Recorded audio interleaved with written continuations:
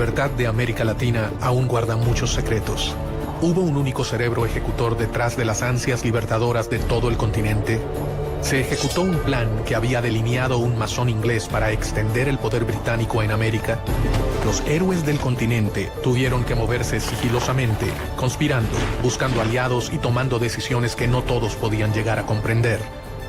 ¿Cuánto tuvo que ver la masonería en este proceso?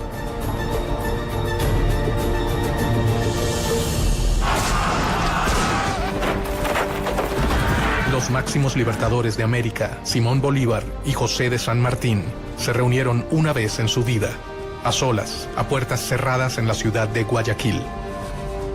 Gran parte de la vida de los héroes transcurrió en un secreto absoluto. Sin embargo, nada es tan secreto como lo que ocurrió en aquella reunión. Se supone que discutieron los planes finales para la derrota de los españoles. ¿Cuál es la verdad sobre el rol de las sociedades secretas en la historia de la independencia de Latinoamérica? América no se hubiera independizado, sea la del norte, sea la central, sea la del sur, si la masonería no hubiera intervenido.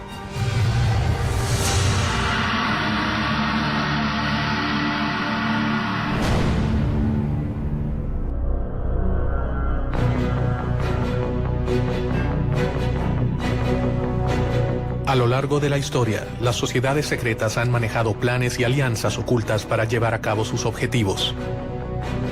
Archivos y documentos revelan una historia paralela al relato tradicional de la emancipación de América. Sospechosamente, estas sociedades nacieron en Inglaterra, el reino que con más énfasis reclamaba mayor participación en América. Inglaterra veía a América como una oportunidad para expandir sus colonias. La monarquía española tenía un monopolio comercial con sus colonias en América y no permitía comercio directo de sus colonias con ninguna otra monarquía ni con ningún otro imperio. ¿Las acciones masónicas buscaron reparar el reclamo inglés frente a España o fue una simple casualidad?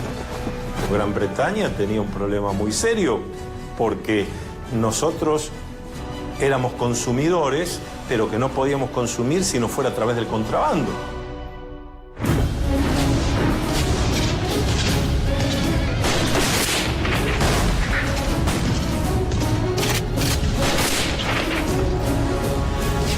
Después de las guerras napoleónicas, después de Waterloo, la economía inglesa está en una depresión y una recesión terrible, con altos niveles de desempleo, mucha disatisfacción, demostraciones populares, etc. Y la industria está como parada. Entonces, para Inglaterra, los puertos de las colonias españolas son extremadamente importantes.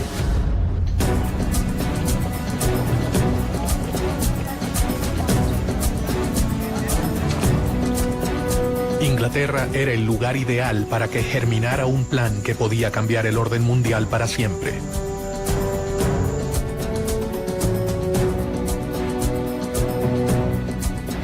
En este contexto, un venezolano conspiró contra el orden establecido. Francisco de Miranda. Miranda se va a convertir prácticamente en el americano más universal de su tiempo, en el criollo de mayor visión universal y de mayor preparación.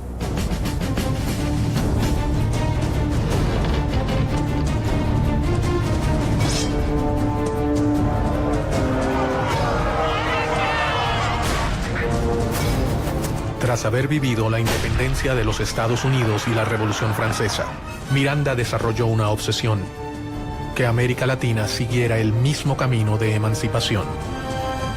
Él fue responsable de formar a los máximos líderes del continente, entre ellos a Simón Bolívar, José de San Martín y Bernardo de O'Higgins. Francisco de Miranda sabía que no se había embarcado en un plan sencillo, pero confió en el apoyo de sus hermanos masones. Él no fue el primero ni el único, pero sí un eslabón fundamental en una larga cadena de secretos y conspiraciones. Si existió un gran plan masónico, como el que decía Barruel respecto a la Revolución Francesa, es difícil decir que había un gran plan masónico. Lo que sí había era que había muchos masones que adherían a los ideales de la Revolución Francesa y que querían traer esos ideales a América. Los masones fueron temidos por el poder conservador, pero en secreto, gran parte de los máximos representantes de las monarquías pertenecieron a las sociedades. Desde ministros hasta reyes han abrazado en privado las ideas que rechazaban y condenaban en público. Porque acuérdense que en todo el feudalismo, el rey o el señor feudal estaba allí, se decía, por indicación divina. Y las distintas iglesias aceptaban eso. La masonería nació mucho tiempo antes de que la Revolución Americana comenzara a gestarse. Sus primeros objetivos fueron muy diferentes a los que terminaron adoptando a lo largo de su historia. Esta sociedad de constructores de obras sacras se convierten en una sociedad civil. Es al mismo tiempo un centro de reunión para personas instruidas, para personas con un cierto nivel educativo, con una cierta preparación. Y esa sociedad civil es la solución de lo que fue la crisis del pensamiento europeo. Es un espacio para el diálogo y para el cuestionamiento de elementos que hasta entonces habían sido pilares indiscutibles del orden político y social. Hacia fines del 1500, las sociedades masónicas eran una verdadera amenaza para los detentores del poder conservador. La iglesia, el ejército y las monarquías perseguían sin tregua a los librepensadores. Ellos representaban una gran preocupación para su poder. El valor más importante para defender que tiene un masón es la libertad. Entonces, todos aquellos regímenes dictatoriales, despóticos o dogmáticos han visto un peligro en la masonería.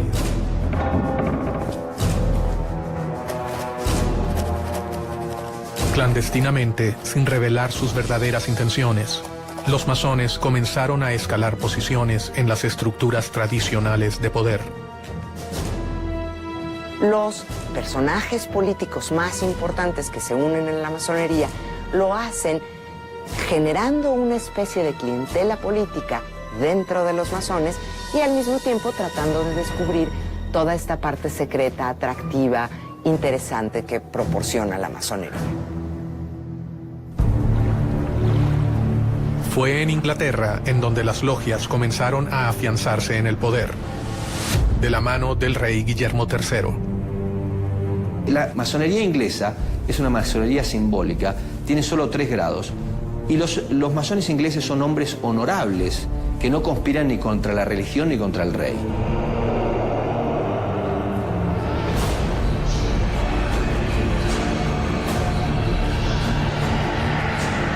Gracias al impulso de Guillermo III, la Gran Logia Inglesa se creó en Londres en 1717.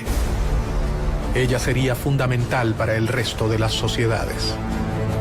A partir de la Gran Logia Unida de Inglaterra aparece el libre y aceptado masón. Es decir, es el que se inicia en la orden, pero que ya no se va a ocupar de las construcciones externas, sino de una construcción interna, una construcción espiritual e intelectual. El poder de reclutamiento llegaría a niveles que los masones jamás habrían soñado. El rey inglés Guillermo III, fascinado por las nuevas ideas, se acercó personalmente a las sociedades masónicas y secretamente se unió a ellas. Se ha hecho mucha especulación sobre la condición masónica del rey. Realmente esa misma condición que de oficio, de gremio artesanal que tenía la masonería operativa, se lleva al campo profesional de los ejércitos.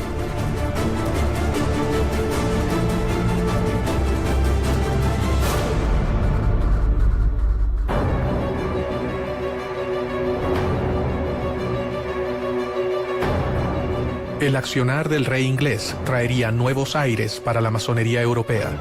Se fundan logias en países como Irlanda, Escocia, Francia y Alemania. En 1726, la Gran Logia Inglesa abrió una sucursal en Gibraltar y en 1728 en Madrid y en Portugal. y al año siguiente en París. Pero la fascinación por las nuevas ideas no quedaría relegada a la corona británica. Años antes del comienzo de las luchas libertadoras en América, un hombre en la corte de España leyó una realidad de una manera totalmente innovadora y comenzó a idear planes para cambiar al mundo. Pedro Pablo Abarca de Bolea, el conde de Aranda. El conde de Aranda resultó ser un personaje muy importante en la historia de las colonias españolas en las Américas. Permitió el funcionamiento y la organización de tanto ideas de la Ilustración como reformas administrativas y propició en algunos sentidos la formación de algunas burguesías en el ámbito de España. Hay quienes creen que el conde de Aranda alcanzó los más altos grados de la masonería europea y que llegó a ser uno de los hombres más poderosos por debajo del rey de España. Su influencia sobre el trono y su compromiso con sus ideas podían cambiar al reino español para siempre.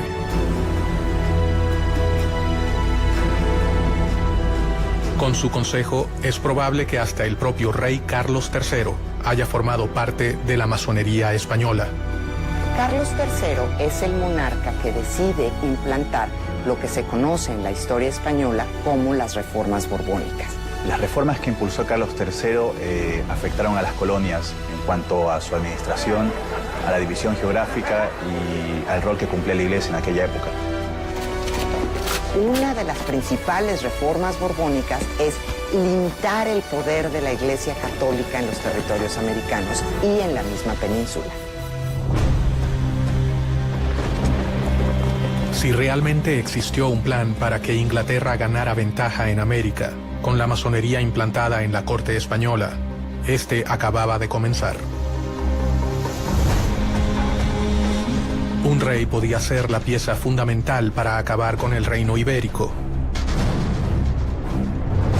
Estaban a punto de sembrarse las semillas de un plan que podía acabar con el imperio español en América.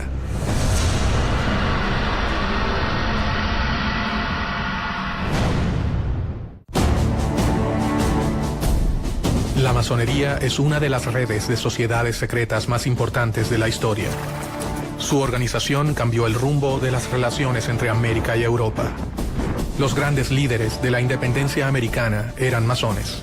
Miranda, San Martín, Bolívar y O'Higgins fueron grandes maestros. ¿Qué intereses se ocultaban detrás de los planes masónicos? ¿Quiénes se beneficiaban?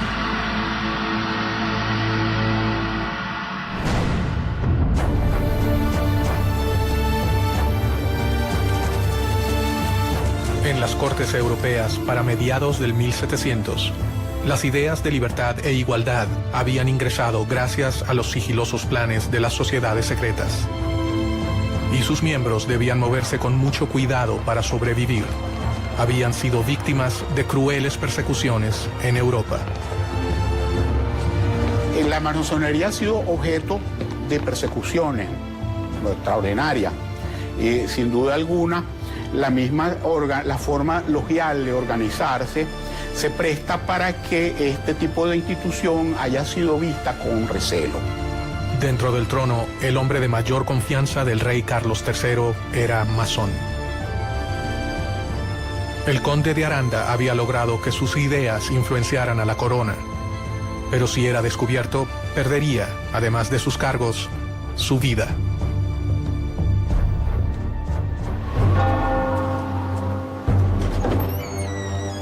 Obviamente que todo aquel que no respetaba los dogmas de la Iglesia Católica Apostólica y Romana era objeto de persecución por la Inquisición. La Iglesia tenía para los masones, eso era las mismas causas de herejía o la podría ser hasta la hoguera. Ningún masón podía violar los secretos de la orden y cualquier desliz podría finalizar en la muerte. En masonería existe un juramento de conservar el secreto.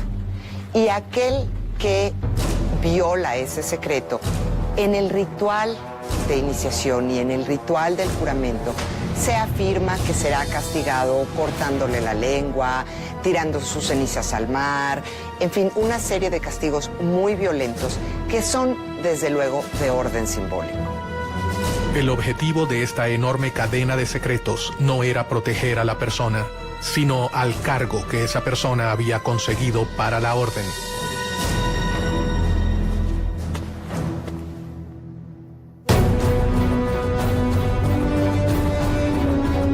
Bajo un gran secreto, el conde comenzó una lucha contra los poderes tradicionales. Todo hombre de poder tiene sus enemigos y el conde de Aranda no era la excepción.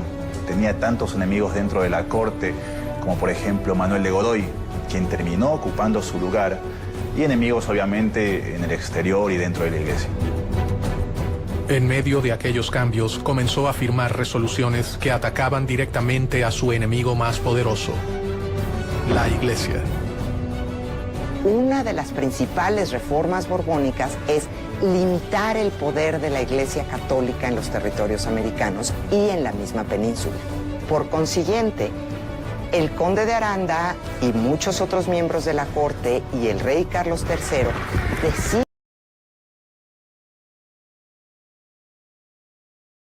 jesuitas de España y expulsar a los jesuitas de los territorios americanos españoles, de las colonias españolas, para limitar el poder de la Iglesia Católica. América era un lugar lejano y complejo. Allí se mezclaban los poderes otorgados a los virreyes con el poder de la Iglesia y las fuerzas extranjeras que buscaban beneficiarse, y los poderes que diferentes órdenes religiosas habían instaurado en el nuevo continente, especialmente los jesuitas. Ellos habían fundado ciudades, misiones y universidades, un gran ejército que respondería ante la voz de los seguidores de San Ignacio de Loyola. Aranda era un tipo brillante y él sabía, estaba consciente de las dificultades que implicaba gobernar territorios tan vastos como eran los territorios americanos y tan diversos desde la península. El conde de Aranda debía debilitar a sus oponentes si quería reducir el riesgo que corrían las logias. Y comenzó a pergeñar un plan secreto. Piensa que la mejor opción es dividir a América en 3 reinos independientes, gobernados por un miembro de la familia reinante, de preferencia por un hijo del rey, e implantar estos reinos independientes con una relación directa con España. Esto era para tener una relación más fluida con respecto al comercio y para que las decisiones no tardaran meses en llegar, o inclusive años. ¿Cuáles eran los verdaderos planes de Aranda? ¿Fortalecer a un imperio español o liberar a América para que pudiera comerciar libremente con Inglaterra? Los principales agentes de la época eran ingleses o franceses. Por tanto, aprovecharse de la posición de poder a fin de alcanzar el objetivo no era para nada descabellado. Fueran cuales fueran las verdaderas intenciones del conde de Aranda, sus ideas tenían fuertes detractores. Debía minar el poder de sus adversarios para que sus planes pudieran concretarse.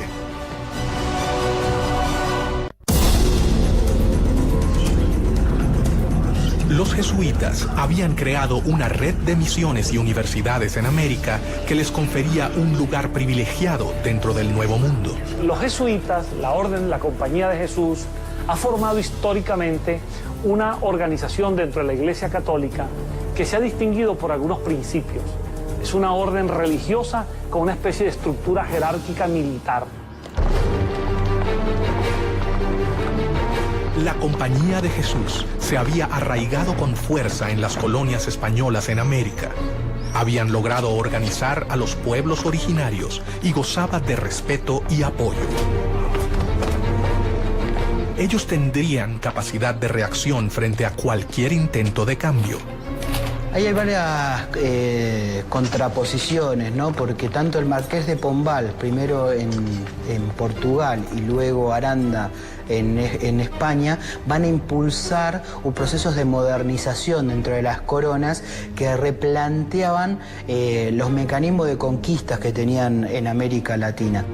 El conde de Aranda consideraba que los jesuitas jamás habrían aceptado sus propuestas sin pelear. Enfrentarse a su poderosa organización habría sido fatal, así que ideó un plan para lograr sus objetivos.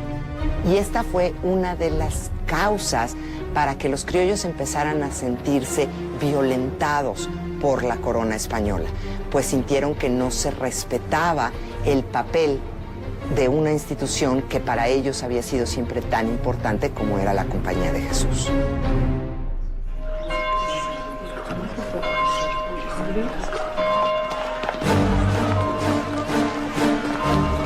La expulsión de los jesuitas fue una de las obras masónicas más decisivas y mejor orquestadas de la historia. Un hecho que terminaría colaborando directamente con la independencia de las colonias americanas. ¿Cómo hacen para la expulsión de los jesuitas? Fue un plan coordinado de una manera extraordinaria. Ellos mandaron a todos los lugares donde había una congregación jesuita y asignaron la fecha para abrir los sobres. El conde de Aranda, gestor de esta acción, asestaba así un certero golpe al corazón de la iglesia. El plan que comenzaba a delinearse acabaría con el poderío del reino español.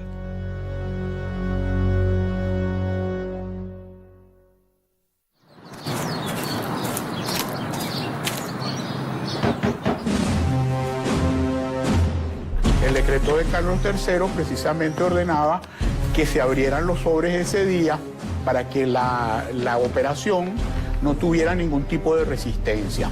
Al decreto de decir se abren los sobres, entonces esa era la gran noticia, y la gran noticia era que iban a ser expulsados de América todos los jesuitas. Pero en el momento que abrieron los sobres, esa fecha que se abrieron los sobres en toda América, en 24 horas estaban montados los jesuitas en los barcos y salían con destino al otro lado del Atlántico. Aranda había sentado las bases para terminar con las colonias españolas en América. Sin embargo, él nunca se imaginó que su plan se pudiera volver contra su propio reino. O si lo sabía y todo fue un plan británico para poder obtener ventajas en las colonias americanas.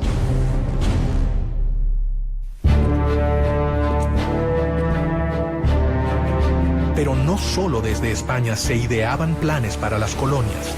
Inglaterra había enviado a sus posesiones en América a un importante masón que también tenía sus planes para el nuevo continente. Edward Trelawney. Él fue el gobernador británico de Jamaica entre 1738 y 1750 aproximadamente. A partir de 1739, en la isla de Jamaica, se instaló la primera filial de la Gran Logia de Inglaterra, una de las primeras al sur de Norteamérica. La masonería llegó a América desde fechas muy tempranas. Llegó primeramente a Estados Unidos. En 730 la trajo Benjamin Franklin a las 13 colonias americanas y se extendió bastante en las colonias norteamericanas. Posteriormente arribó a mediados del siglo XVIII a algunas de las colonias inglesas, especialmente a Jamaica. De la mano de muchos ingleses como Trelawney, las sociedades arribaron a América y desde allí dieron inicio a sus objetivos. La masonería estaba fortalecida en Inglaterra, así que Londres sería el lugar perfecto para ejecutar cualquier tipo de conspiración que los favoreciera.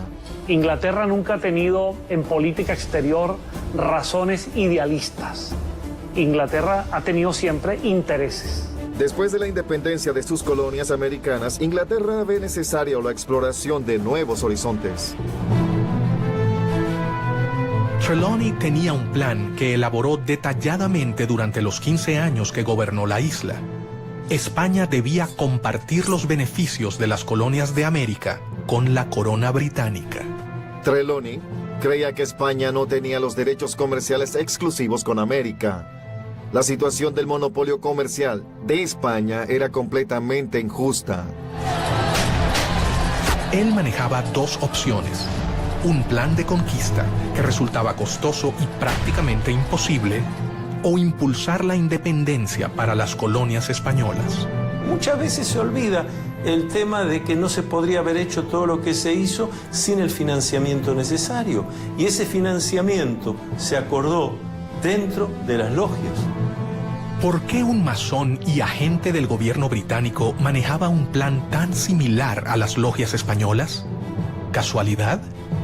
En cuestión de la masonería, suele preguntarse si había una casualidad con los planes de la masonería y los planes de Inglaterra. Pues la masonería era inglesa y era francesa.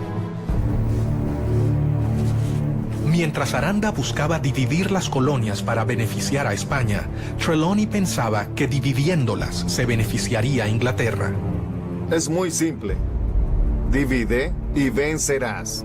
Si bien ninguno de ellos fue capaz de llevar a cabo su propósito, un grupo de hombres americanos, más de 50 años después, comenzarían a conspirar para que el plan se cumpla.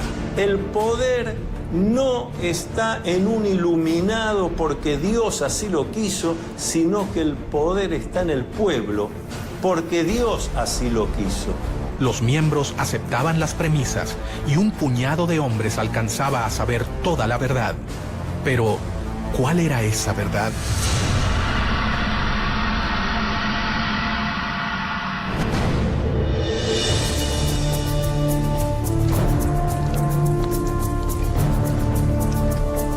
Los librepensadores llevaban a cabo una batalla interminable y desigual con la Iglesia. Si bien ésta había llegado al continente para evangelizarlo, ciertamente no tenía el mismo poder represivo que en los países de origen. El despotismo ilustrado tenía un plan para elaborar su crecimiento comercial, su incorporación a lo que era la evolución hacia el capitalismo, y la Iglesia tenía sus planes a largo plazo. En paralelo a la llegada de las logias al continente, los jóvenes americanos viajaban de América a Europa con el fin de transformarse en los administradores de las colonias españolas en el Nuevo Mundo. Francisco de Miranda fue el primero en llegar. Unos años más tarde viajarían Bernardo de O'Higgins, José de San Martín, Simón Bolívar, Andrés Bello López, entre otros. Otra vez, el lugar de reunión de todos ellos sería Londres. ¿La corona británica estaba interesada en promover a los jóvenes americanos? Muchos de los jóvenes americanos se van a estudiar a Europa. Muchos de ellos también están buscando una educación más cercana a la Ilustración. Inglaterra siempre fue un lugar donde podían desarrollarse diferentes ideas. En Europa se encontraron con una realidad totalmente diferente a la que esperaban hallar. Están buscando una educación más cuestionadora, menos vinculada con la Iglesia, menos vinculada con el conocimiento tradicional.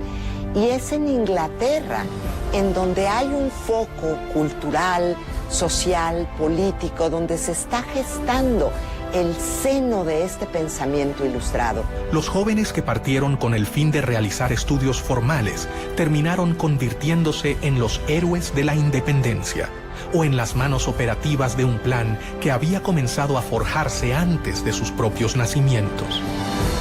Casi se podría decir que Inglaterra funcionó con esta fórmula. Inglaterra le brindaba apoyo a Miranda. Francisco de Miranda, el americano más universal, se convertiría en una pieza clave de los planes independentistas. Miranda es un personaje muy interesante, porque es un personaje que tiene una carrera increíble antes de llegar a América, antes de llegar a tratar de impulsar la independencia de América. Es general del ejército francés, pelea en la Revolución Francesa, pasa por la corte de Catalina la Grande en San Petersburgo, vive en Londres y se conecta y está mano a mano con personajes importantísimos de la política inglesa. Miranda fue el padre de la independencia del continente, uno de sus ideólogos, protagonista de sus batallas y personaje fundamental en el diseño de una estrategia para llevarla a cabo. Miranda es un gran conspirador. Miranda es el gran arquitecto de la revolución, el gran arquitecto del proceso independentista. Miranda viajó hacia España en 1771, donde su vida cambiaría para siempre, y con ella el futuro de todo un continente. Sus contactos con la masonería le permite vincularse a Inglaterra para después convencer y sumarse con ciertas masones que estaban convencidos de que era necesario un proceso de emancipación para propiciar el libre comercio contra España. Ya en Europa, el joven Miranda comenzó su carrera militar para obtener el cargo de capitán en el ejército. Lo que hay que decir de Francisco de Miranda es que es un esclarecido. Es una persona con una mente brillante que comprende la importancia del lugar y del momento para empezar a desarrollar ese germen de libertad que es darle a América hispanoparlante la libertad de España. Paralelamente, se deslumbró con las nuevas ideas que se estaban gestando en el viejo continente. Miranda fue un político, un militar, un diplomático, un escritor, pero ante todo fue un gran humanista. Comenzó a armar su propia biblioteca, adquiriendo las obras de los pensadores más importantes de la época, lo que más tarde le traería innumerables problemas. Miranda, allí en España, se había interesado en la lectura de obras prohibidas, tipo político, filosófico, obras de los enciclopedistas, de los ilustrados, y la Inquisición estaba muy pendiente de las personas como él que leían estas obras. Poco a poco, Francisco de Miranda comenzó a forjarse un nombre, pero una acusación cambiaría el rumbo de su vida para siempre. La Inquisición estaba dateada, vamos a decirlo así, o le pasaban información de parte de los rivales militares que tenía Miranda. Se le acusaba de tener libros prohibidos y por eso tuvo que prácticamente venirse con Cajigal. Cajigal hace una jugada que le permite a Miranda escapar de la Inquisición.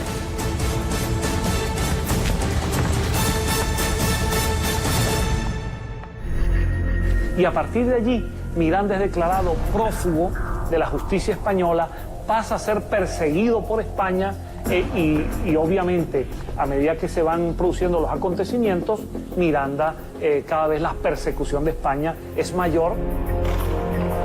El 10 de julio de 1783 llega a los Estados Unidos. Ya se ha producido la declaración de la independencia, el hecho independentista de Estados Unidos, y Miranda se apasiona por ese proceso. Y Miranda va a viajar por distintas ciudades de los Estados Unidos, tratando de tomar contacto con esa realidad, con las causas que llevaron a la independencia, con la manera como los Estados Unidos de América se ha independizado de Inglaterra y sobre todo toma contacto con los ideales de los independentistas norteamericanos. En Estados Unidos, Miranda terminaría de comprender qué debía hacer. Había llegado al país que acababa de independizarse y allí conoció a los grandes protagonistas de la independencia. Especialmente trabó relación con George Washington. Tuvo entrevistas con líderes como Jefferson, Hamilton, Knox, es decir, con figuras muy importantes en la conducción del nuevo país independiente en Norteamérica. No se sabe exactamente dónde se inició el general Francisco de Miranda como masón. Algunos historiadores afirman que fue en 1774, en Madrid, y según el rito, York. Otros dicen que fue iniciado por el mismo George Washington en la Logia de Virginia. Muchos historiadores se preguntan cómo era posible que este joven, nacido en Caracas, de ascendencia isleña, canaria, que empezaba a ser perseguido por España, pudiese ser recibido en los Estados Unidos por el presidente de la nación y por los principales líderes de esa nación. De allí nace, entre muchos historiadores, la posibilidad de que Miranda en esa relación haya estado apoyado por la masonería. Su futuro comenzaba a dibujarse. El hombre que había servido al ejército español alrededor del mundo estaba por transformarse en la pieza clave para que perdieran sus colonias en América. Debajo de la mesa, alguien estaba poniendo en marcha los planes elaborados por el conde de Aranda y Trelawney, el viejo gobernador de Jamaica. La idea era separarse de España y de alguna manera seguir el modelo republicano que ya se había establecido en Estados Unidos. Miranda se ha convertido en masón, comenzando así a conocer las ideas más revolucionarias de la época. Ha vivido la independencia norteamericana de cerca, haciéndose eco de los ideales revolucionarios. Ha sido acusado por el país por el que arriesgó su vida y ahora mira hacia su continente. El futuro héroe de la revolución comenzó a desarrollar cada vez más sus planes para independizar a América, pero sabía que no podía hacerlo solo.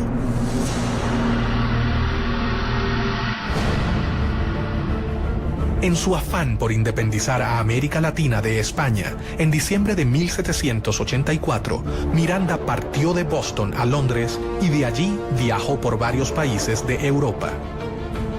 Su idea era conseguir el apoyo inglés para comenzar el proceso independentista de América Latina.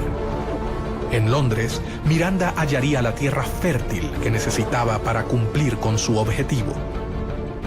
Inglaterra había encontrado al hombre que finalmente los haría desembarcar en las colonias americanas.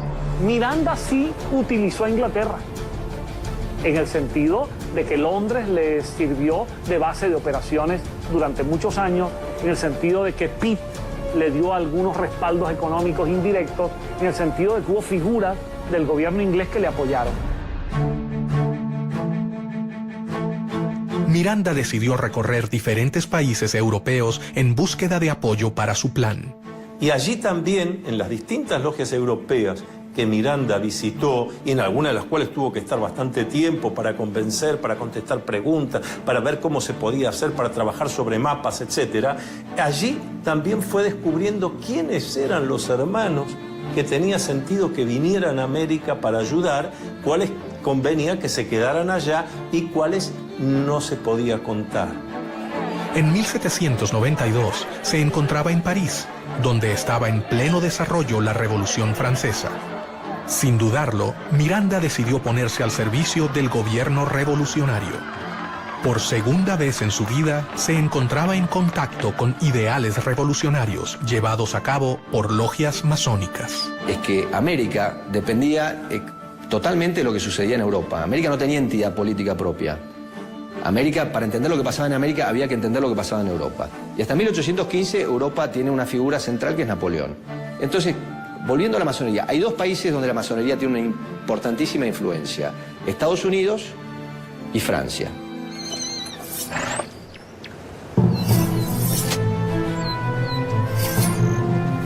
La Asamblea Legislativa, el gobierno francés en la época, lo destinó a Bélgica y Holanda para defender a la Francia revolucionaria del ataque de los ejércitos absolutistas. En aquellas tierras demostró su talento como militar y su enorme valor por defender los ideales revolucionarios. Francisco de Miranda entra con un contrato de mariscal de campo.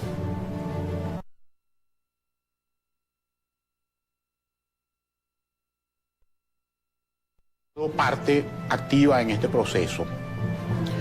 Es muy interesante porque el sector al cual Miranda está vinculado es al de los girondinos, y en Caracas se le acusaba más tarde de jacobino.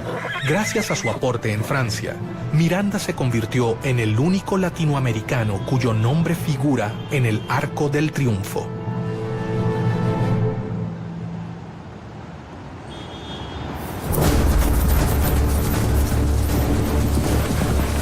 Miranda era un enemigo de España.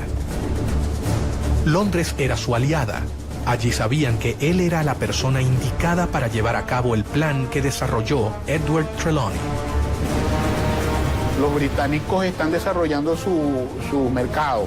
Los británicos se están convirtiendo en dueños de los mares. Por supuesto que les interesa, como dicen en buen criollo, en lenguaje popular, serrucharle el piso a su principal rival, que es España. Entonces esas coincidencias van a encontrarse a lo largo del camino. Desde el siglo XVI, Inglaterra ha estado esperando la oportunidad de poder inmiscuirse en la vida de las colonias y todo hacía creer que estaban a punto de lograrlo. Durante su estadía en Londres, en 1797, Miranda fundó la Sociedad Patriótica Revolucionaria, Gran Reunión Americana, también conocida como los Caballeros Racionales, de la que fue gran maestro. Esta Gran Reunión Americana fue fundada por Francisco de Miranda, un venezolano, y que la fundó con el apoyo de la Gran Logia de Londres. Era una organización de corte estrictamente política que tenía como objetivo lograr las independencias de los dominios españoles en América. Entonces toda esta narrativa de alguna manera vincula a Inglaterra con la independencia de las colonias españolas. La logia se reunía en su propia casa en Grafton Street 27. Allí comenzó a congregar a los jóvenes americanos que llegaban a Europa. Miranda había tejido una red epistolaria. Bueno, el trabajo de Francisco de Miranda es el trabajo de alguien que se empeña en difundir como se hacía en aquella época, escribiendo cartas, dando conferencias a muy pocos, hablando cara a cara con unos y con otros, porque no había medios de difusión masiva. En estas reuniones comienza a preparar su plan más oculto. Estaba dispuesto a ofrecer su vida por la libertad de su continente y pensaba que un gran número de americanos seguirá su camino. La masonería le había enseñado el modo más seguro y efectivo de que sus planes llegaran a concretarse. La Gran Reunión Americana fue la simiente de una serie de agrupaciones que se establecieron por toda España, después en Sudamérica, en Nueva España e incluso en Estados Unidos y en Londres. En su propia casa, Miranda comenzó a seleccionar a los jóvenes que participarían de su logia. Lo que Miranda organiza en Londres es una reunión de hombres que se instruían, generalmente eran hispanoamericanos o españoles, que eran instruidos por Miranda exactamente en la causa de la independencia de América. Cada uno de ellos llegó de los puntos más remotos de América. Sus exigencias eran grandes y esperaba que solo los jóvenes valerosos lo aceptaran. Los candidatos a iniciarse en la masonería, por lo general, son personas que viven en un lugar y que pueden asistir a las tenidas regularmente durante un tiempo indefinido. A diferencia del conde de Aranda, Miranda contaba entre sus tropas con una gran cantidad de jesuitas, alrededor de 300. Durante el proceso de la independencia de Hispanoamérica, numerosos jesuitas participaron activamente en favor de la causa independentista, a diferencia del clero tradicional español que, en líneas generales, reflejaba los intereses de la monarquía. Él intercedió directamente ante el ministro William Pitt para que fueran benévolos con ellos. Cuando algunos jesuitas fueron capturados dentro de los conflictos entre Inglaterra y España, algunos de sus jesuitas eran mirandinos, eran favorables a la causa de Miranda, y Miranda intervino ante Pitt para que los liberara. Más rápidamente de lo que creían, los enemigos de España se unían.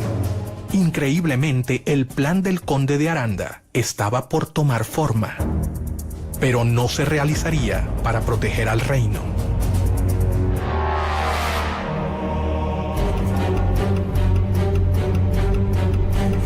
Francisco de Miranda sabía que la elección de los postulantes sería determinante para sus planes. Ellos tenían que ser líderes, comprometidos, fuertes y por sobre todo tenían que abrazar su causa y la masonería. No podía exponerse a que sus planes quedaran expuestos. Miranda había redactado un juramento, tal cual se hace en las logias masónicas. Un juramento al estilo de Miranda, porque era un juramento para que aquel hombre se comprometiera a trabajar incansablemente por la independencia de América. Mucho secreto, valor y constancia son la égida que os escudará de los brazos de los tiranos, decía Miranda a sus adeptos. No ha podido establecerse la fecha ni el lugar en los que Miranda se inició en la masonería, aunque no existen dudas de su condición de masón. Formaba parte así de logias internacionales. Su actuación dentro de las logias, su decisión de crearlas, se debía a un plan superior digitado por la Gran Logia Inglesa. ¿A quién respondía Miranda?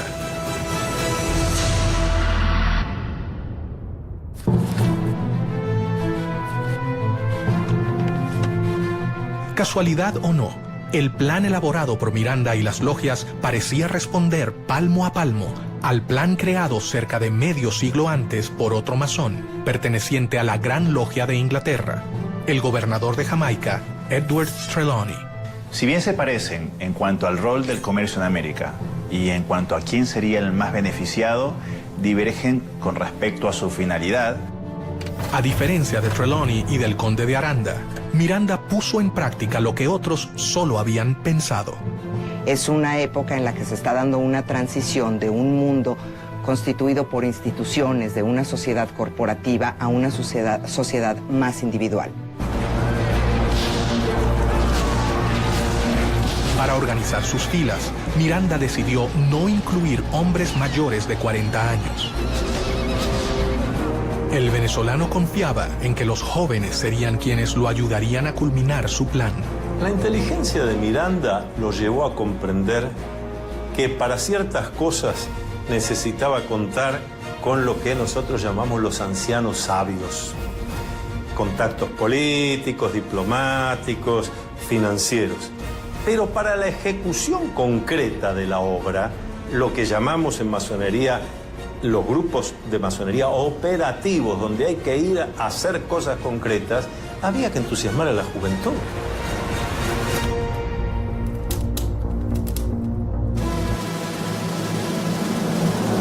Poco a poco, un plan se hacía evidente.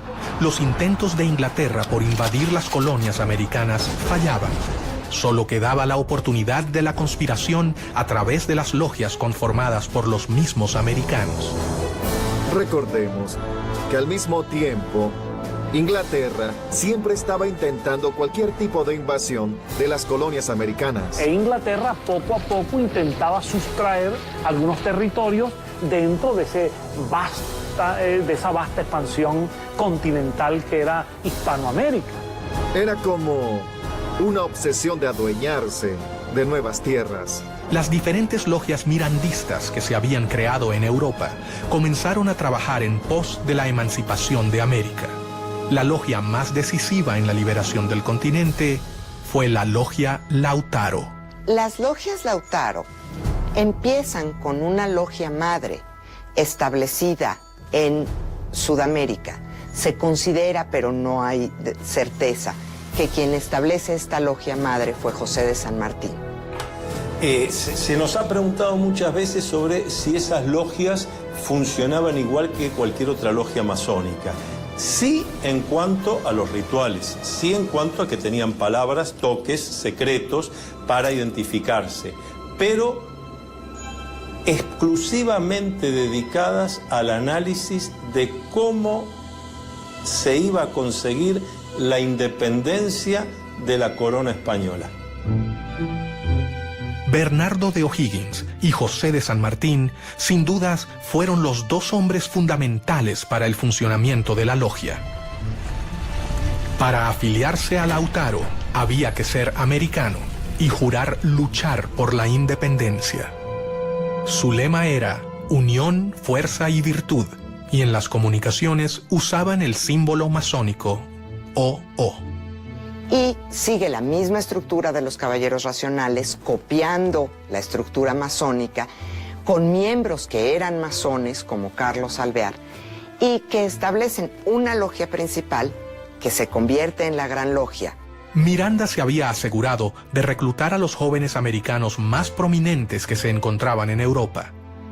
El sistema masónico aseguraba protección, anonimato y sobre todo la posibilidad de complotar en las sombras contra el poder establecido.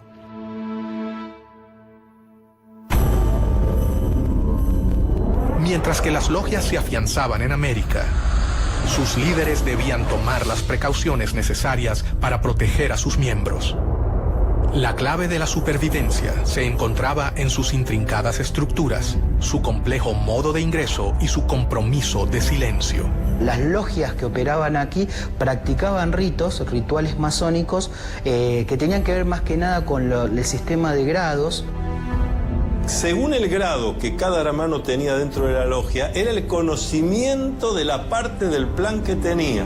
El ascenso del grado tiene que ver con la lealtad que hayas demostrado a la causa de la independencia o a la causa de los gobiernos independientes.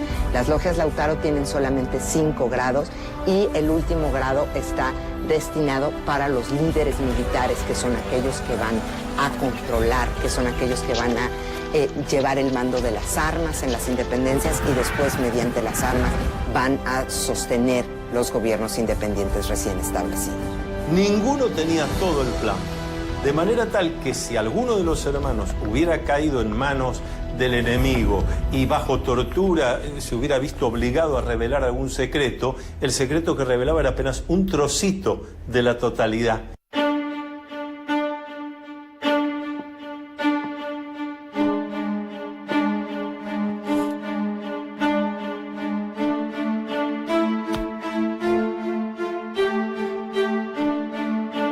La iniciación es una serie de situaciones que va a atravesar el candidato, donde se va a enfrentar con cosas que le dan miedo, porque el miedo está para ser enfrentado.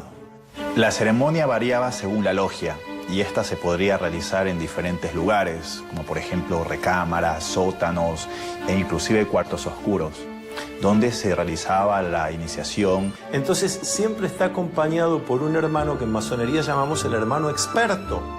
Es el que lo acompaña, no hace el trabajo por el candidato lo tendrá que hacer, enfrentar sus miedos, sus dudas, pero va a estar bien acompañado, está desde el principio entre amigos, está bien cuidado.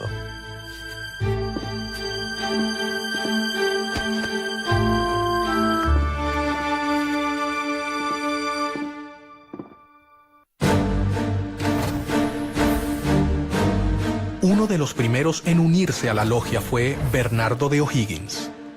O'Higgins era hijo natural de Ambrosio O'Higgins, virrey del Perú. José de San Martín, O'Higgins, Simón Bolívar y tantos otros masones han recibido la influencia de Miranda de una manera muy concreta, muy positiva, porque son los que después llevan a la práctica con las armas la posibilidad de lograr países democráticos en América. A los 15 años fue enviado a estudiar a Londres y allí conoció a Miranda. Miranda le inculca a O'Higgins, a través del diálogo, a través de la lectura, 2 cosas fundamentales: ideas de libertad y espíritu de lucha, para lo cual Miranda llega a convertirse en un completo maestro para O'Higgins. En 1801, Miranda le encomendó a O'Higgins que fundara una logia Lautaro de caballeros racionales en Cádiz. Hay 3 documentos importantes sobre la Sociedad de Caballeros Racionales y esos documentos de alguna manera nos dan algunas pautas de lo que pudo haber sido esta sociedad, qué vinculación tuvo con la masonería y qué vinculación tuvo con la logia Lautaro. Miranda le escribió un texto que concluía: «Leed este papel todos los días durante vuestra navegación y destruidlo enseguida, No olvidéis ni la Inquisición, ni sus espías, ni sus sótanos, ni sus suplicios. En logias como las lautarinas, los secretos eran más imprescindibles, porque ahí había una guerra. Entonces, en medio de una guerra había necesarios los secretos, la inteligencia, la contrainteligencia. La logia comenzaba a convocar a los jóvenes más prometedores del continente, quienes estaban unidos entre sí por un lazo mucho más grande que el de la voluntad política. Ellos compartían todo un sistema secreto de fraternidad y solidaridad que habían comenzado a completar con un solo objetivo: terminar el dominio español en el continente.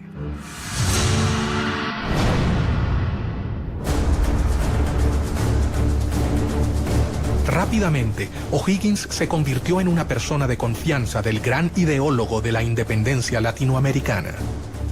En una de las tertulias que solían compartir, Bernardo le narró la historia del cacique Lautaro.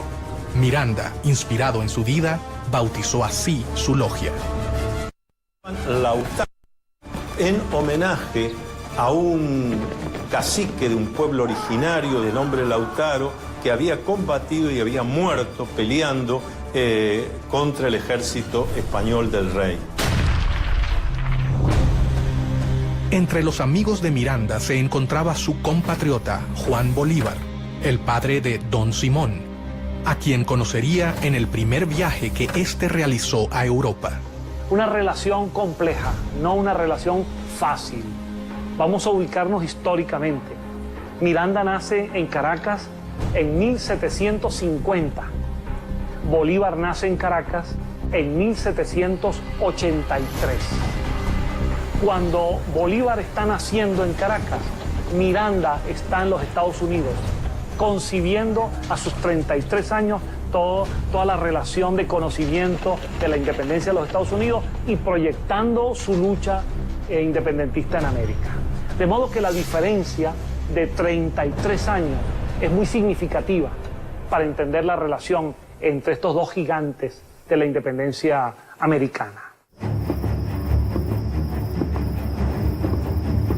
Bolívar llegó a Cádiz en 1803 y rápidamente fue admitido en la sucursal de la Gran Logia Americana, la Sociedad de Caballeros Racionales. Mientras que sus seguidores comenzaban a prepararse en Europa, Miranda decidió intentar realizar la primera revolución. El objetivo sería su país natal, Venezuela. Se habla de un intento fallido, una intentona golpista incluso de Francisco de Miranda en Coro y en Ocumare. Esto es una historia muy interesante porque ahí hay un inicio de la independencia. Para ello, primero viajó a New York. En los Estados Unidos, él concibe una expedición con la cual invadir las costas venezolanas y él pensaba que desde allí se iba a incendiar la pradera, se iba a lograr que los pobladores lo vieran a él como un redentor, como un liberador, y a partir de allí se iba a producir un estallido de independencia en Venezuela y en el continente. En febrero de 1806 partió rumbo a Venezuela con 3 barcos, uno de ellos llamado Leandro, por su hijo. La guerra había comenzado. Esos 3 barcos que él arma, antes que él termine de armarlo, ya la comunicación de Estados Unidos a España y de España a las colonias había llegado. Pero la primera expedición se frustraría antes de su inicio. Primero, el desembarque en Ocumare de la Costa, 1806, y es repelido, es descubierto por los españoles y las embarcaciones en que él venía son cañoneadas. Pero ¿qué pasa con Miranda en el 58 Grafton Way? Él regresa con su esposa, la madre de Leandro, Miranda, que después fue presidente del Banco Inglés en Venezuela años más tarde. Si eso le dice algo, bueno, yo lo dejo allí con esta interrogante. Y él logra huir en el Leander, logra huir y refugiarse en las Antillas, pero las otras 2 embarcaciones terminan siendo apresadas por los españoles e incluso son ahorcados la mayor parte de los que venían como tripulante y como guerreros en esas embarcaciones. Pero el hecho es que él sigue pensando en que el momento de la independencia de América ha de cuajar en algún momento. Y va a comenzar el periodo londinense en que Miranda concibe la lucha por la independencia desde Londres de otra manera. Lo primero que hace es fundar un periódico, El Colombiano. De modo que Miranda, además de un gran memorialista, Miranda se convierte en un pionero del periodismo también.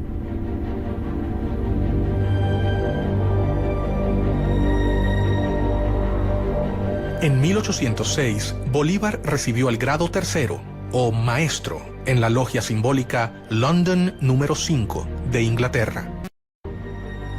En 1810, en Londres, Miranda le confirió el supremo grado de iniciación en la Gran Logia Americana y juntos fundaron la Logia Protectora de las Virtudes número 1 en el oriente de Barcelona, Venezuela.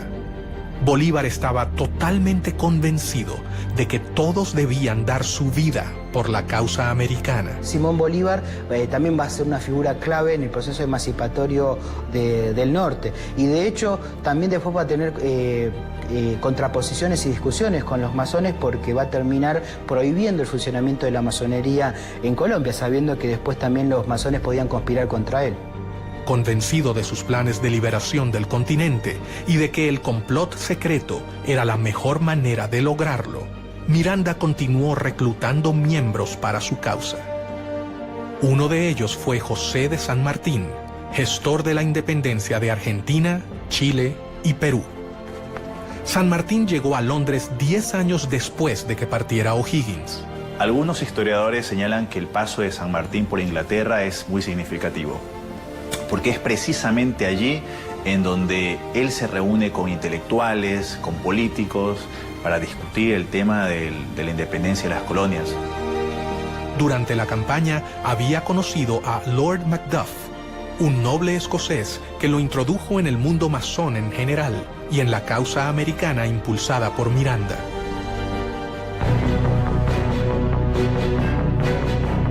Fue allí donde San Martín hizo contacto por primera vez con círculos de liberales y revolucionarios que simpatizaban con la lucha por la independencia americana.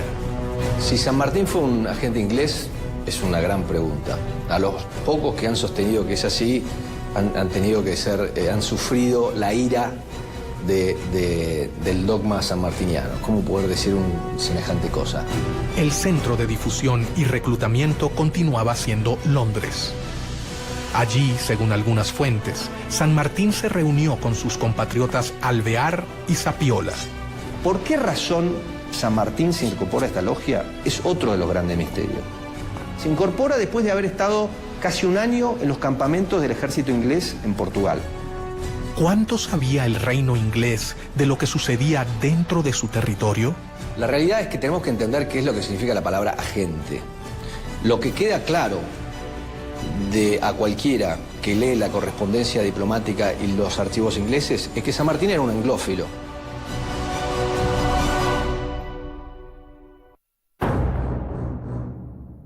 Miranda sabía que había logrado dar el primer paso. Las logias en Europa se fortalecieron y sus miembros estaban totalmente convencidos de la necesidad de la independencia. El siguiente paso era mucho más arriesgado. Se debían fundar filiales en el continente americano. Se establece una gran logia principal que se considera la logia madre y después se van estableciendo logias y grandes logias por todos los territorios sudamericanos y se vuelve la estructura en la que se apoyan estos líderes para atraer partidarios, para agrupar en esas logias a todos los que están buscando las independencias hispanoamericanas y una vez que se consiguen, para endoctrinar en los nuevos principios republicanos, liberales, a los que van a ser los líderes, los directores, los gobernadores de los nuevos países hispanoamericanos que se establecerán inmediatamente después de la consecución de las independencias. Miranda había logrado reclutar a los hombres más prometedores. Su plan estaba en marcha, pero el poder de España era superior a la resistencia que podían brindarle los futuros ejércitos revolucionarios. La realidad es que era una conspiración lo que querían los caballeros racionales, porque de alguna manera estaban conspirando contra el rey de España, porque querían implantar en América la independencia y la Constitución. Y eso era anatema para el sistema monárquico. Los viajes de formación de los jóvenes latinoamericanos en Europa tocaban su fin. Tras haber concluido sus estudios militares y haberse formado en las ideas del humanismo, los futuros administradores de las colonias volvían a sus hogares, pero no regresaban con la idea de mantener la administración colonial. Ellos regresaban con un nuevo objetivo: liberar a sus tierras de España. Miranda lo había logrado. Una compleja red de sociedades se había formado a lo largo de todo el continente. La independencia latinoamericana estaba en camino.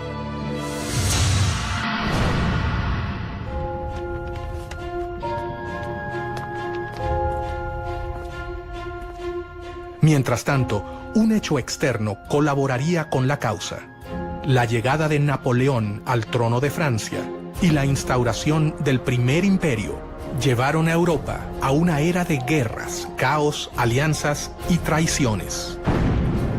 Y entonces Napoleón tiene que desarrollar estrategias para atraerse adeptos en España. Y una de esas estrategias es utilizar a la masonería como herramienta.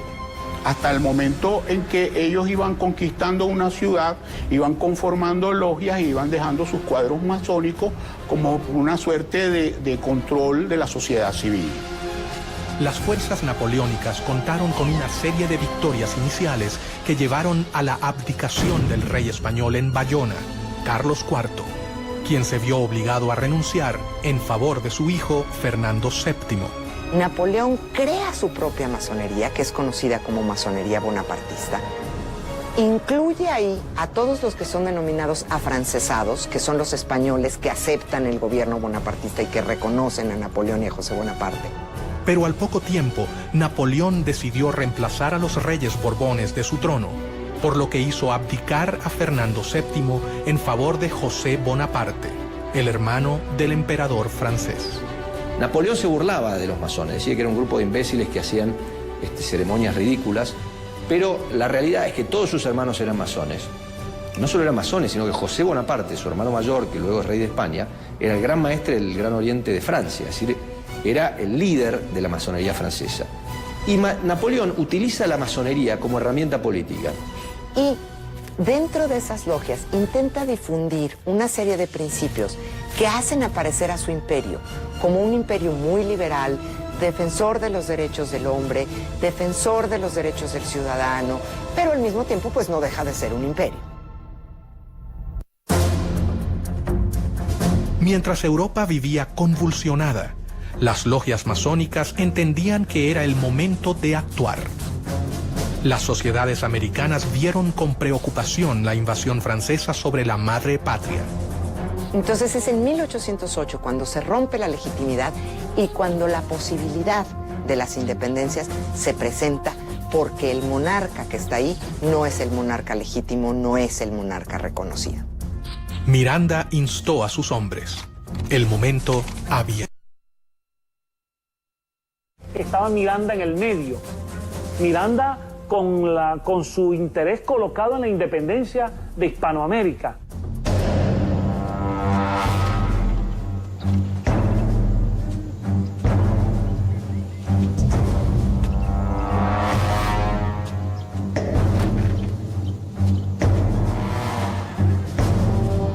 La primera logia masónica mexicana se creó en 1804, a principios de la lucha por la independencia en Ciudad de México, en la calle de las Ratas, número 8.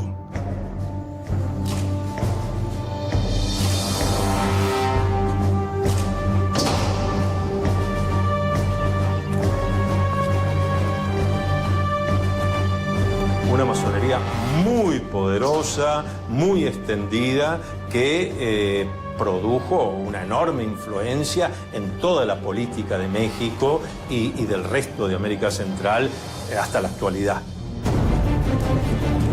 Los masones mexicanos fueron los primeros en entrar en acción. En 1810, Querétaro era el principal centro de la conspiración para llevar a cabo la independencia política del país. Bajo el disfraz de saraos y reuniones literarias, los conspiradores se reunían en esa ciudad. A estas reuniones auspiciadas por la corregidora Josefa Ortiz de Domínguez, concurrían distinguidos queretanos, así como los capitanes Ignacio Allende, Juan Aldama y los hermanos Epigmenio y Emeterio González. También asistía a ellas secretamente el cura de la parroquia de Dolores, Miguel Hidalgo y Costilla. Cuando ya se había fijado la fecha para el levantamiento, varias denuncias pusieron sobre aviso a las autoridades españolas y éstas procedieron rápidamente a sofocar el movimiento, cayendo sobre las casas de los conspiradores para encarcelarlos. Sin embargo, no pudieron contra ellos y el 16 de septiembre fue declarada la Independencia Nacional de México.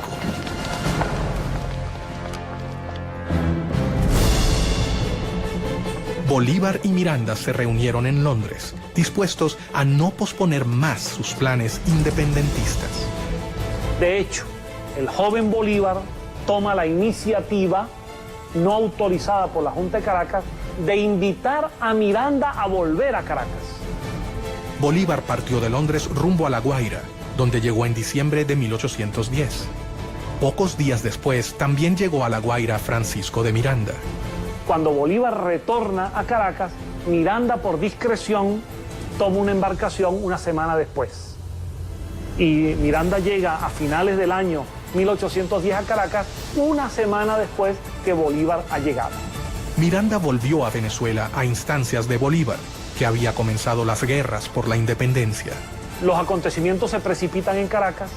El 5 de julio de 1811, el Congreso de Venezuela se firma el acta de la independencia, se declara entonces formalmente lo que ya casi venía desde el año anterior y se firma la independencia de Venezuela. Para ese acto de la independencia, Miranda es diputado y firma el acta de la independencia.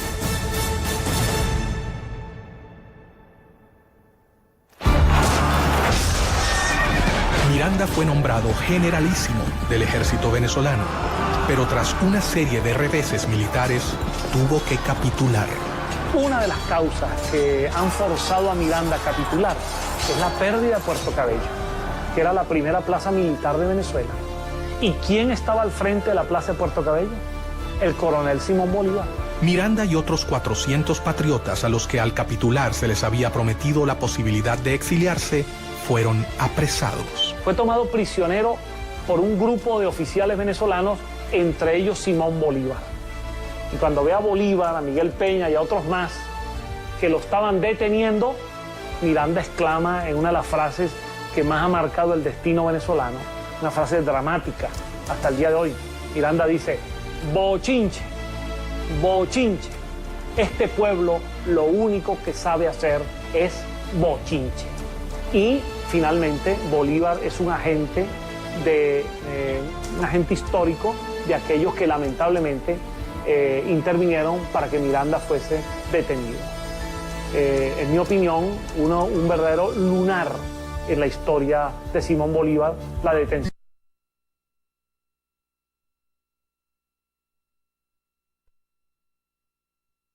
Hasta el momento eran confusos. El plan había sido preparado paciente y ordenadamente. Los masones no podían contar con un mejor contexto para ejecutar sus planes de independencia. América era un reguero de pólvora que quedaba a 10.000 kilómetros de la metrópoli que la dominaba desde hacía casi 3 siglos. De hecho, las logias masónicas permitieron resguardar este funcionamiento para permitir organizar y libertar a América dentro de un gobierno que era opresivo. Los masones habían cambiado definitivamente los libros y sus reuniones por las armas. Era el momento de la acción.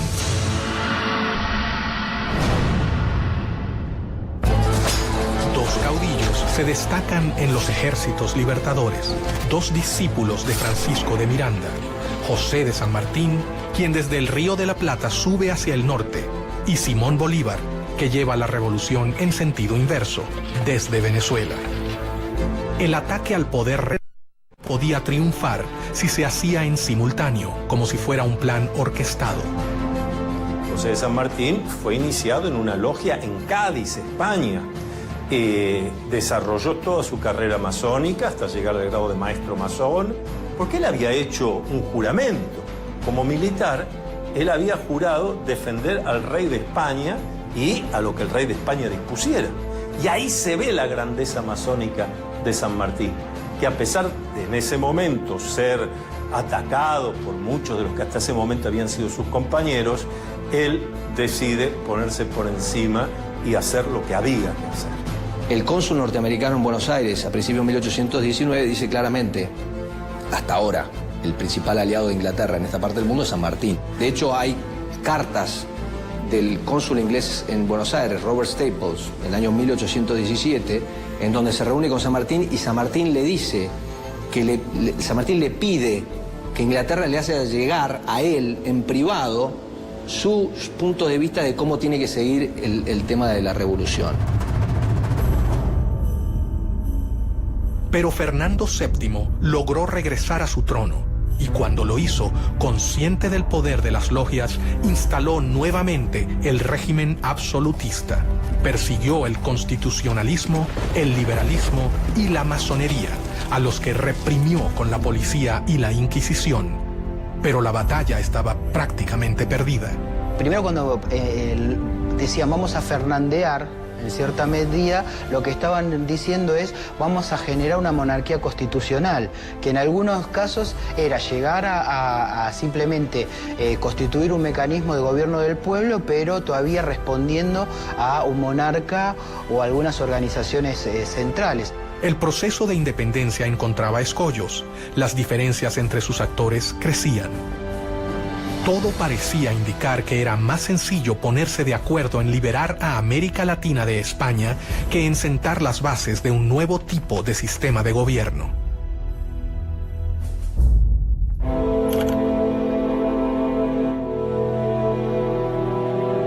Mientras sus hombres cumplían un sueño de más de 100 años de espera, Miranda fue trasladado a España y murió en una cárcel antes de que la emancipación finalizase.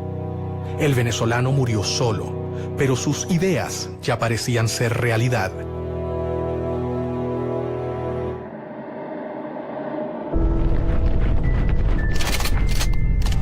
Los conflictos en Europa y España ocurrían tal y como lo había previsto Pedro Pablo, conde de Aranda, cuando sostuvo ante el rey Carlos III: jamás han podido conservarse por mucho tiempo posesiones tan vastas, colocadas a tan gran distancia de la metrópoli.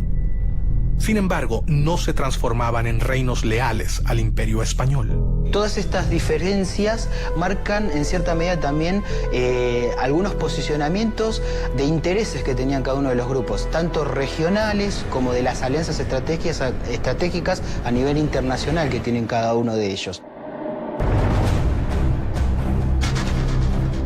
Los masones siguieron sus planes. Cientos de miles de hombres de todo el continente han abrazado su causa. Sin embargo, un hecho dejaría abierta para siempre una pregunta que jamás ha podido ser respondida.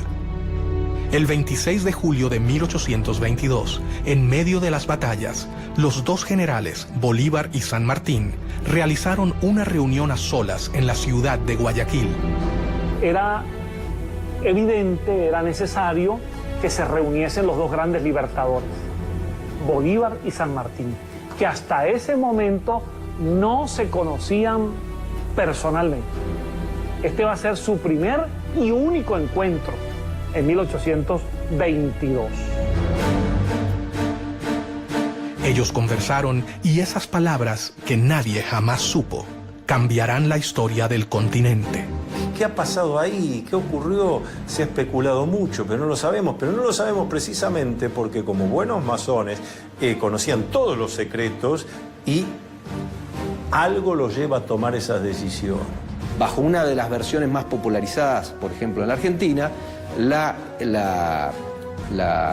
influencia inglesa fue bastante nefasta y de alguna manera impidió que San Martín terminara su tarea liberadora y que de alguna manera lo forzó a retirarse de América en su entrevista con Bolívar. Tras conversar a solas, los hombres se despidieron. Pero al salir, la realidad había cambiado. Bolívar finalizaría la gesta independentista. San Martín se retiraría a Europa. Yo no sé si San Martín era un agente inglés. Lo que sí sé es que San Martín era un hombre que tenía convicciones políticas muy conservadoras que era conveniente para Inglaterra. ¿Tuvo algo que ver Inglaterra en esta reunión? El hecho es que los historiadores, algunos historiadores, han registrado que el propio saludo que se dan San Martín y Bolívar al conocerse en Guayaquil es un saludo típicamente masónico.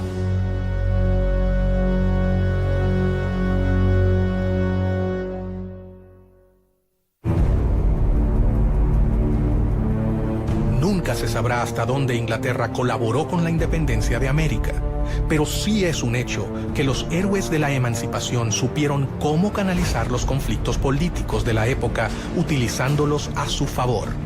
Napoleón decía que la historia no era más que una ficción acordada por la mayoría. Muchas veces lo que sucede es que la historia que escuchamos no es la historia real, es la historia que queremos escuchar de alguna manera o que nos gustaría escuchar. Entonces, con la masonería siempre hay un tema, porque en la explicación o en la versión oficial de la historia de la Gran Reunión Americana, inevitablemente se vincula la Gran Reunión Americana con Inglaterra y a Inglaterra, a su vez, con el proceso de la independencia. El plan de Trelawney, la recomendación del conde de Aranda y el sueño de Miranda lograba ser concretado por estos jóvenes que cumplieron con sus promesas hasta el final: liberar al continente americano. Yo te puedo decir que la independencia de toda América, América del Norte, América Central y América del Sur, es el resultado del trabajo de los masones en sus logias y de un plan masónico universal.